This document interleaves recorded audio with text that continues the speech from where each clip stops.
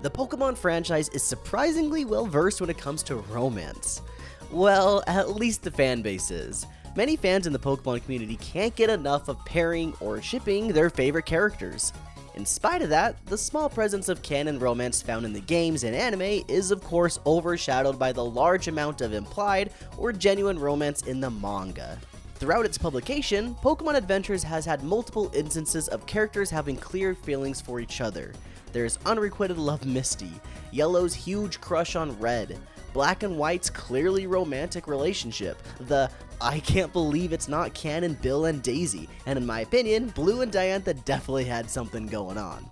Despite all these ships, there is one relationship that is bigger and better than all of the rest. So much so that I'm convinced that the plot of the Omega Ruby and Alpha Sapphire chapter isn't really about the world ending, and more so about the relationship between the namesakes of the chapter. That's right, today we're talking about Pokemon's romantic comedy. The prequel to this video is the one I did on the original Ruby and Sapphire chapter, Pokemon's Best Cast, and while it's not a prerequisite for this video, it definitely helps. And if you have seen it, you might have noticed that I purposely omitted talking about Ruby and Sapphire's romantic relationship. That of course is because I had planned to do so in this video about Omega Ruby and Alpha Sapphire, where their relationship finally has some closure. Obvious spoilers for the ORAS arc, as well as heavy spoilers for the Ruby and Sapphire arc, because I for sure can't tell this whole story without the context found in that chapter. Let's get into it. First off, let's go over the plot of Omega Ruby and Alpha Sapphire. This chapter takes place roughly 4 years after the events of the Ruby and Sapphire chapter. There is an enormous meteor falling from space with the Poke-Earth in its collision course. Only 10 days remain at the start of the story before it makes impact, destroying all life on the planet. It's everyone versus the space rock. Each group in the arc has their own method to save the world, and as a result, they constantly get into each other's way. Ultimately, all of their different ideas have to merge into one, where Ruby and Sapphire go to space atop Rayquaza to destroy the meteor and save the world. Honestly, I think the Doomsday plot is done surprisingly well. There is a real sense of dismay among the cast members, especially when you have past heroes working with their villains to try to prevent a disaster. The best moment to picture the chaos is this scene, where Frontier Brain Brandon calls Pearl's dad, Palmer, in the Sinnoh region and tells him things look bleak and that he should spend what little time he has remaining with his family. These panels set the tone, and it's pretty dang bleak. Also, they show us a glimpse of little Pearl and Diamond. Look, they're right there, let's go! Okay, as much as I do like the plot, it's almost hard not to look at it as a sort of subplot. The real story lies with Ruby and Sapphire's relationship, and we can't forget that it's not just a romance, but a romantic comedy. So no more sad the world is gonna blow up talk, only happy love stuff from here on out. We have to start with the start, so as quickly as I can, we're gonna go through the big events in Ruby and Sapphire's relationship in their first adventure. They first meet when Sapphire saves Ruby from a fall. The two are complete opposites, and it's as they say, opposites attract. After deciding to become each other's rivals, they set out to achieve their dreams. On their journey, they run into each other all over the Hoenn region.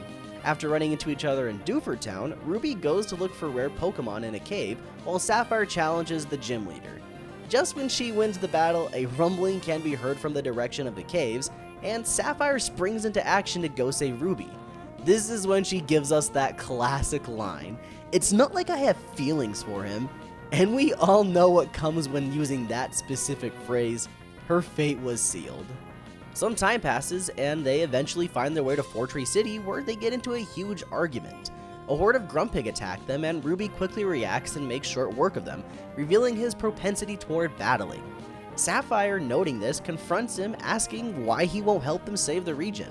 Ruby counters by asking why he should even care about the Hoenn region, where he's from Johto and plans to move back as soon as possible. That's enough for Sapphire. She yells at him, telling him that she never wants to see him ever again, and Ruby leaves dejected. Ruby eventually comes around after both taking some L's and realizing he had a solution to a problem that no one else knew.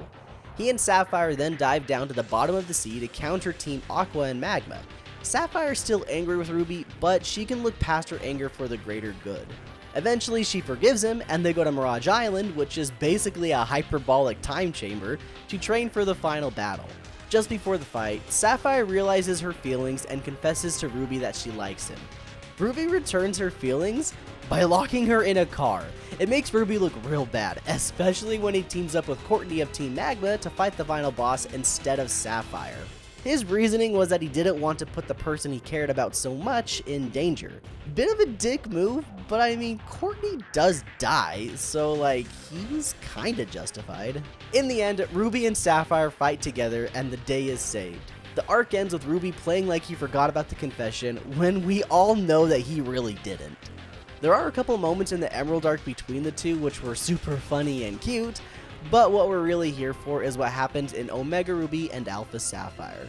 You can gauge the tone of the chapter right from the start. You get a somewhat dire monologue and you know something bad is approaching. That's quickly pushed aside and we are treated to the real plot being, of course, Ruby and Sapphire's relationship. Sapphire is absolutely giddy. Ruby had just given her a new outfit to wear and some tickets to a romantic evening under the stars. This is shown even more so with Sapphire trying to get both Ruby's and her own Kirlia to evolve into a Gardevoir to show their bond. Ruby's does indeed evolve into a Gardevoir, but Sapphire's turns into a Gallade. Emerald is laughing about how the Pokemon evolved to reflect their trainers, and he's right. Sapphire isn't happy about it for a number of reasons, but the scene is hilarious. Meanwhile, Ruby's off doing his own thing, prepping for the end of the world. He decided, just like in the prior arc, to work without Sapphire to protect her. This ends up backfiring horribly in a couple of different ways. He gets incredibly stressed out about the whole situation, trying to take on the world's problems all by himself.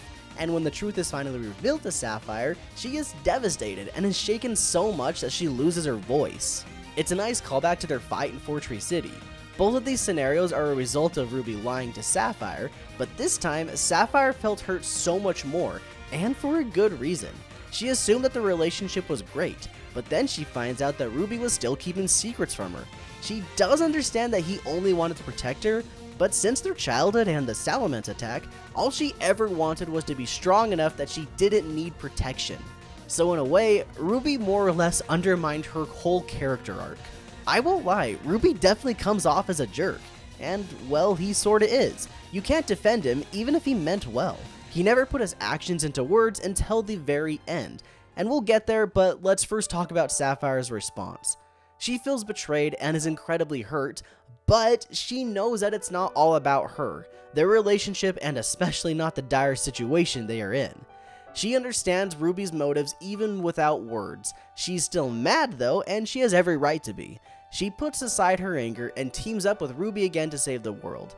This scene in particular is phenomenal and drives home all of Sapphire's feelings. Ruby calls out and reaches for her to jump onto Rayquaza with him. Sapphire does, but instead of going for his hand, she completely ignores it, getting onto Rayquaza by herself. Very small moment, but paints the picture perfectly. Sapphire is strong by herself. She has shown that before and proves it to Ruby here. During the following fight, Ruby is nearly killed and Sapphire finally regains her voice and she calls out to him. She then leaps to his rescue, cementing her strength that had always been there from the start. Remember how they first met? It was because she was saving him. Before the climax, Sapphire notices Ruby is acting shifty again. At this point, it was all but determined that someone needed to go up to space and save the world, which may result in them never coming home. Sapphire confronts him, reminding him that she's done if he's leaving her again. He dismisses the claim, and at that moment, one of his harem shows up to deliver something. Okay, it's not actually his harem, but like, come on. Sapphire sees how excited Alicia is to see Ruby, and she's just done. She starts walking away and has her Gallade keep Ruby away.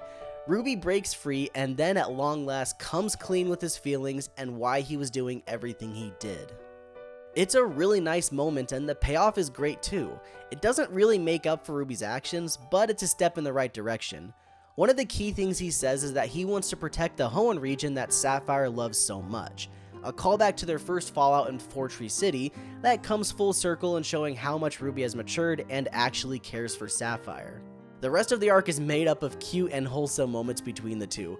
Honestly, you don't even care about the plot at this point. All you care about is that these two are finally together on the same terms.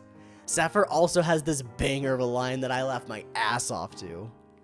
At the beginning of ORAS, Sapphire is so bubbly thinking about her relationship with Ruby, but it's on real thin ice due to Ruby essentially putting the relationship on pause.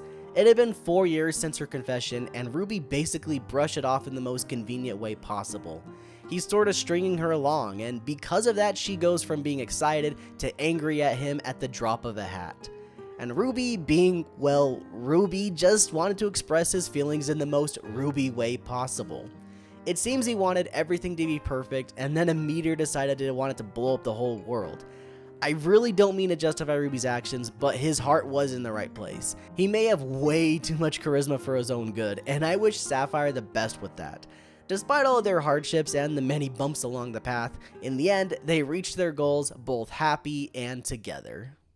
Hey everyone, thank you for watching the latest iteration of my Pokemon Adventures cover series. I hope you guys have enjoyed it. If you have, leave a like and subscribe to the channel. I do plan on doing Sun and Moon and Sword and Shield at some point in the future. Sun and Moon probably next year sometime. It's just interesting because Omega Ruby and Alpha Sapphire was the first of the mini volume onlys. At the beginning of 2024, the full-size volumes of Omega Ruby and Alpha Sapphire is going to start coming out, but I made this video entirely based off of the mini volumes, so we'll probably get more context later on with the full-size volumes. Same goes with Sword and Shield and Sun and Moon, when those do eventually come out. That said, the next one will be Sun and Moon at some point next year in 2024, and I will probably be only going off of the mini volumes, so stay tuned for that, and if there's more context in the future, then I guess it is what it is. Anyway, thanks again for watching, I hope you guys have enjoyed, and as always, keep it rad.